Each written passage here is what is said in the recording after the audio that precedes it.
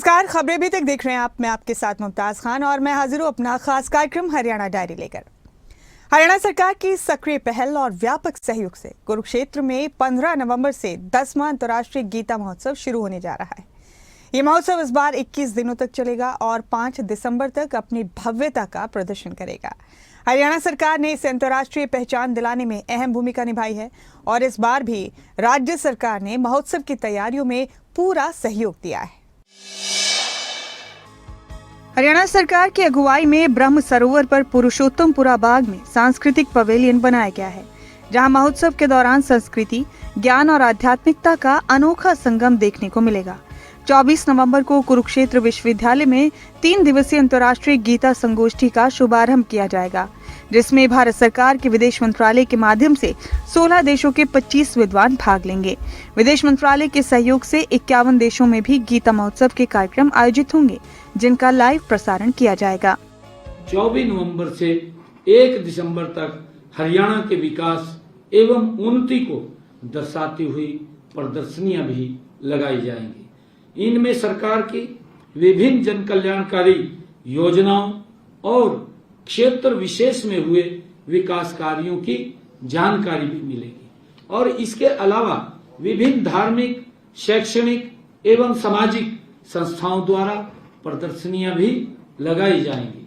साथियों, महोत्सव के दौरान विभिन्न भाषाओं में गीता संस्करण की प्रदर्शनी भी लगाई जाएगी तथा 7 देशों के 25 शिल्पकारों द्वारा अपनी शिल्प का प्रदर्शन महोत्सव के दौरान वो किया जाएगा। साथियों, महोत्सव में हरियाणा की सांस्कृतिक शिल्प, खान पान इत्यादि से संबंधित हरियाणा पवेलियन बनाया जाएगा।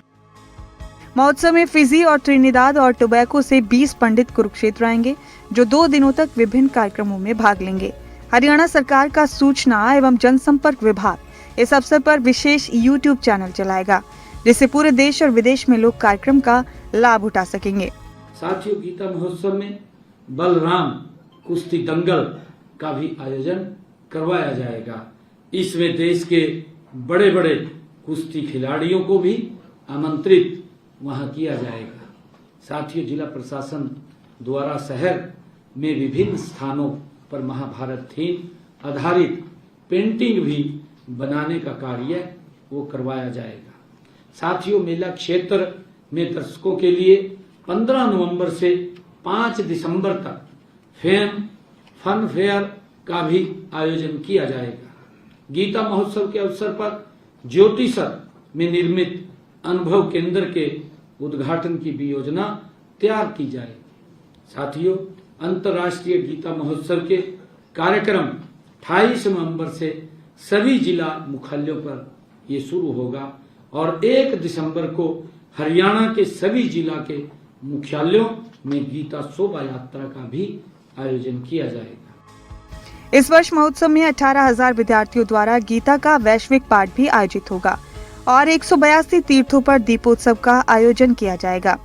हरियाणा सरकार की ओर से ब्रह्म सरोवर पर 24 नवंबर से 1 दिसंबर तक गीता पुस्तक मेले का आयोजन भी किया जा रहा है, जिसमें देश विदेश के 7 देशों के 25 शिल्पकार अपने शिल्प का प्रदर्शन करेंगे।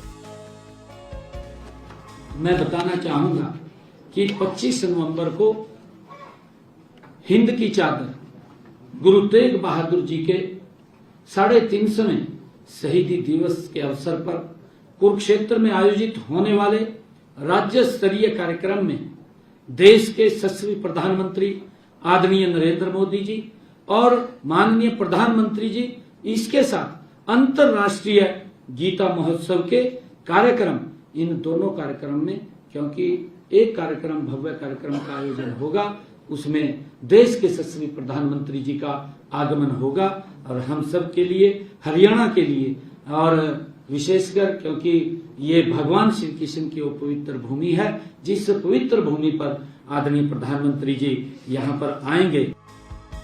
हरियाणा सरकार की दूरदर्शिता और समर्पण के कारण ही ये महोत्सव न सिर्फ धार्मिक और सांस्कृतिक दृष्टि से महत्वपूर्ण बन गया है, बल्कि अंतर्राष्ट्रीय स्तर पर भारत की संस्कृति और आध्यात्मिक विरासत को भी प्रदर्शित करेगा। मुख्यमंत्री नायब सैनी ने सभी हरियाणा वासियों और देशवासियों से इस भव्य महोत्सव में सहभागिता की अपील की है, ताकि हम सभी मिलकर गीता के संदेश को विश्व भर में फैलाने में अपना योगदान दे सकें।